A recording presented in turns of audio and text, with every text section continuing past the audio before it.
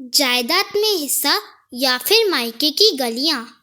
बहुत बेसब्री से मालती जी अपनी बहू पायल का इंतजार कर रही थीं। बार बार दरवाजे पर जाती और लौट आती। बेचैनी से उनके कदम भी कितनी बार लड़खड़ा गए।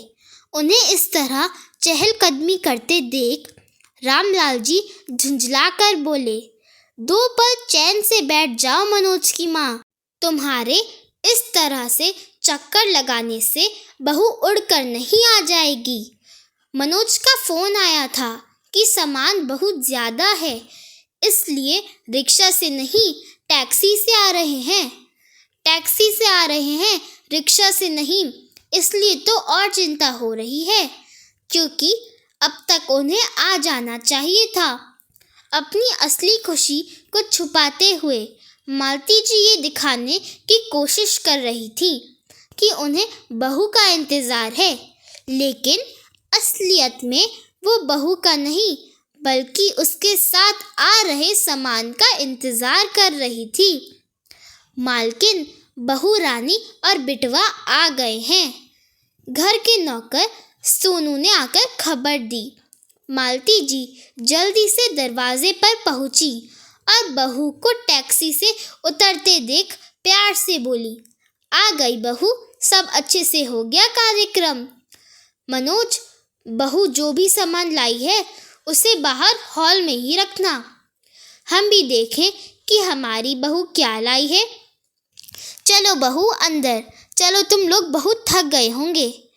पायल ने मालती जी के पैर छुए और हॉल में बैठे ससुर जी का पैर छूकर अपने कमरे में पहुंची थी कि उसे मालती जी के चिल्लाने की आवाज़ आई, ये क्या कबाड़ उठा लाई बहू रानी?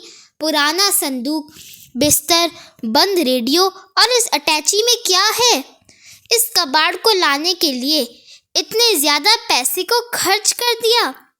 सोनू, इस कबाड़ को उठाकर घर के बाहर रख दो।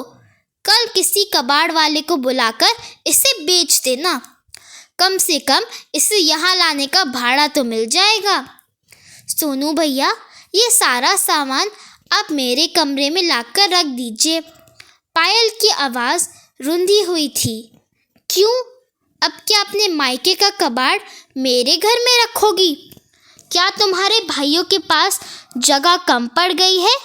खुद पूरी जायदाद पर कुंडली मारकर बैठ गए और अपनी बहन को ये कबाड़ पकड़ाकर विदा कर दिया। मालती जी बोली, मम्मी जी, ये कबाड़ नहीं, मेरे मायके की यादें हैं और यादों की कोई कीमत नहीं लगा सकता। और जहाँ तक मेरे भाइयों का जायदाद लेने का प्रश्न है, तो मम्मी जी, आपने ही एक बार बुआ जी से कहा था कि बहन बेटियों को विदा करने के बाद उनका मायके की जायदाद पर हक नहीं रहता। पायल की बात सुन मालती जी आज खुद ही शर्मसार हो गई और मालती जी की आंखें भीग गईं। उन्होंने पायल के सिर पर हाथ रखा और सोनू से सब सामान पायल के कमरे में रखने को कह दिया। आपने सुना कि बहू की ज़ुबान कितनी लंबी हो गई है? मालती जी अपनी शर्मिंदगी पर पर्दा डालते हुए बोली, बहू की ज़ुबान नहीं, तुम्हारा लालच बहुत लंबा हो गया है। क्या गलत कहा बहू ने? याद करो, जब हमारे घर का बंटवारा हो रहा था, पिताजी चाहते थे कि विभा दीदी को भी छोटा सा हिस्सा दिया जाए, क्योंकि जीजा जी का बिजनेस ठप होने से उनकी आर्थिक स्थिति अच्छी नहीं थी। लेकिन तुमने अपनी देवरानी के साथ मिलकर इतना हंगामा किया कि विभा दीदी ने कुछ भी लेने से इनकार कर दिया, क्योंकि तुमने शर्त रखी थी कि जायदाद में हिस्सा या फिर मायके की गलियां। विभा दीदी ने मायके की गलियां चुनी। आज मेरी पायल बहू ने भी वही किया। उसने जायदाद नहीं, मायके की गलियां चुनी और माँ पापा की यादों को सहेजने के लिए उनके पुराने सामान को ले आई, जिनकी कीमत सिर्फ एक बेटी ही लगा सकती है। मुझे अपनी बहू पर गर्व है। रामलाल जी की बातों को सुनकर मालती जी चुप हो गई और कहती भी क्या।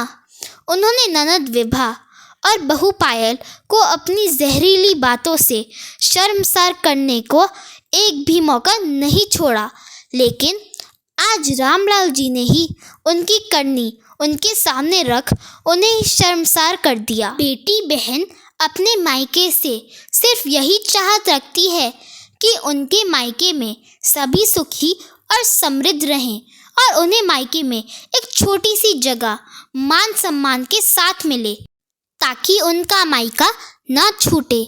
दोस्तों, अगर आपको ये कहानी पसंद आई तो इस कहानी को लाइक करें, चैनल को सब्सक्राइब करें। धन्यवाद।